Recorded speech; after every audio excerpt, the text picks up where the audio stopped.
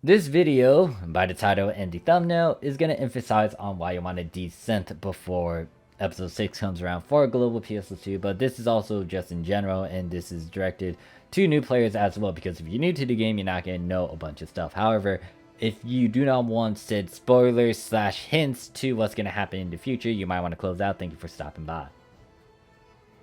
So, with these upgrades, or just this general concept, you want to desynth a bunch of rarity stuff. Even the 7-star, 8-star, 9-star weapons that you pick up, even the units as well, just so you can get these certain components. Now, when it comes to desynthing, you do need to pay attention to the rarity, because if it's a rarity of 1 through 6, most of the time it cannot be desynth, so you don't want to pick that up. You want to pick anything that's in the red, yellow, and rainbow variant in terms of your stars. If you're wondering what I'm talking about, if you check over here and you stare at the rarity, it's going to have different colors. The red, yellow, and rainbow, those are the ones you want to pick up, and then maybe you want to trade it in for executes and more photon spheres. It's up to you, but I would say stockpile or desynth them so you can stockpile on a bunch of crafting materials, which once again you'll need for later upgrades. And if you're wondering about the recycle shop option, you can go over here, go to the menu, and you can see that you can trade in these various rarities so you can get executes and or photon sphere. To get started on desynthing, you need to go to your room. When you're at your room, you want to go to the My Room terminal. You want to access it, you want to click on the craft option, go to My Craft, and then you can see item Desynthesis. When you do that, you'll see it'll pull up all the stuff you can desynthesize. What you want to do is click on the weapons and or units you want to desynth. I'm going to click on those two, and I'm going to click on this Nox. When you have the stuff you want to select, you can select up to 10 at the very least. You want to hit on deassemble, and then it's going to ask you again, like, are you sure you want to do this? If you're sure, you want to click on yes, and then it's going to give you these materials. If it's a great success, it's going to drop a bunch more items. But yes, this is how you want to desynth these particular items. And this is how you can get the crafting materials, which you will need for some upgrades. You can technically buy these. This is ultimately up to you. This is me just giving an option, something to do. And if you're new to the game, you might want to go for this compared to trying to spend your meseta on the market. Maybe you want to do that later on if you get to the point where you're lazy about it and you would rather buy it off of someone instead and help the market flow. That's up to you.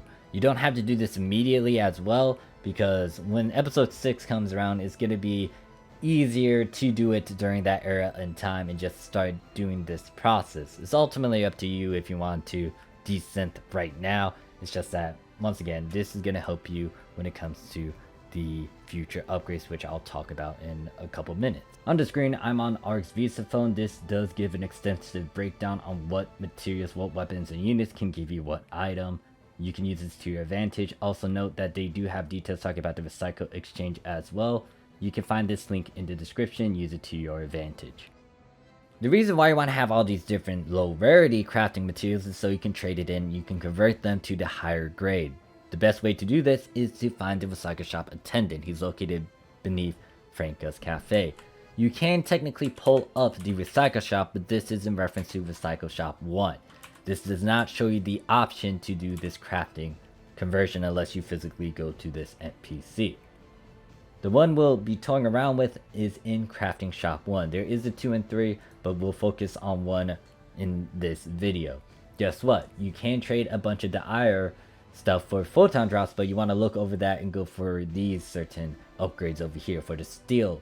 Guess what? You can trade in a bunch of those ire for the steel, and guess what? If you have a bunch of steels, you can upgrade them to the silver. Guess what? If you have a bunch of silvers, you can then upgrade them to the gold in terms of your weapons and your units. Now there's other conversions as well, like these down here, you can convert them.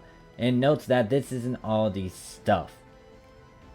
If you looked at that link that I talked about before going into this point, it does show you that if you desynth 14-star and 15-star weapons, you can get materials out of them, and you won't see that conversion over here. They might change that later for the Japanese PSO2, which will then be applied over there in the global in due time. But for now, this is why you want to stockpile on a bunch of lower rarity crafting materials, is so you can do these natural upgrades. If you have a bunch of, let's say, junk weapons or 9-star weapons, and you decided to desynth them, guess what? You can, if you're not using them as much, and if you want to use them for this conversion, you can, and you can get a good conversion out of it and get a bunch of resources, so it can help you later on when you try to do certain upgrades with the Zieg. The reason why you want to do this is due to the fact that Zieg will need these materials. Even if you're not a crafter, Zieg will require some of these crafting materials so he can do said upgrade. I'm going to talk to him right now, and you'll notice that several weapon series over here will require certain stuff. For example, if you were trying to make a dark Banisher Iron Edge 15-star weapon, it does require the plant materials. It's not a lot, but you still need a good chunk of them. When it comes to the later upgrade though, instead of going for the Plamia stuff, it's going to require Diehards, which you'll need a shit ton of them. When it comes to some of the other weapon series, for example, when it comes to you making a Liberate weapon, it will require a ton of these materials. This is in reference to 14 stars. However, when it comes to certain other things, let's say you change weapon category, you will need 13-star crafting materials. Once again, you can easily get this by desynthesizing a bunch of 13-star weapons and stuff, but you can also use that conversion to your advantage to get these materials.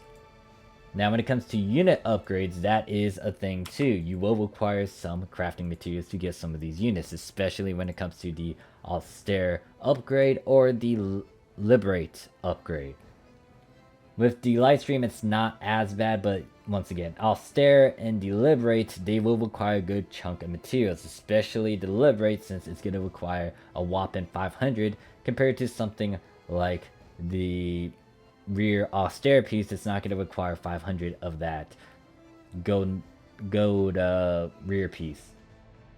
There are a couple quests that will drop these specific materials. However, the one I'm going to emphasize on will be Divide quests. If you haven't seen the video where I talk about it and give you guys a breakdown, you can look in the upper right corner or in the description. The reason why I'm bringing this up is because the Diehards drop if you hit certain threshold stages when you spam a bunch of divides.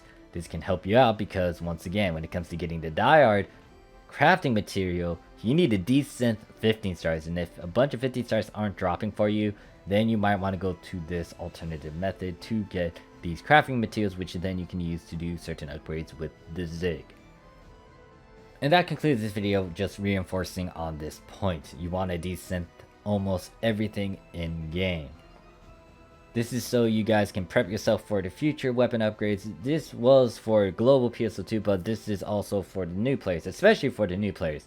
Because if you're new to the game, you're not going to have a bunch of materials. Maybe someone can help you out and stuff, but ultimately, you would want to have these things on hand just in case if you want to get into crafting, or just because of Zieg now, because he does require those materials for certain upgrades. It's not going to be hard. You don't really need to do this right off the get-go. You don't need to do this right now. Honestly, you can start in episode 6 when it's easier and when they have a bunch of divide quests, or when you can spam divide quests. That's going to be the new endgame content you would want to farm continuously. When you farm it, guess what? You can have a bunch of these drops, these random things, these junk items that you don't need. You can either desynth them or you can trade it in for X cubes. You can prioritize on either one. If you want to have a mix of both, then you can. It's just that, once again, if you're new to the game, you would want to just have these items and know how to get them. And if you're not new to the game, and let's just say you are wanting to prep for it, then yes, you will want to desynth almost everything so you can do these various conversions for later.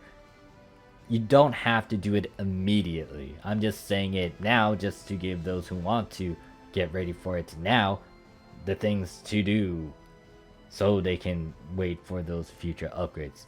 Other than that, thank you guys for watching. If you have any questions, comment, concerns, put it down below. I'll see you guys in the next video. Peace.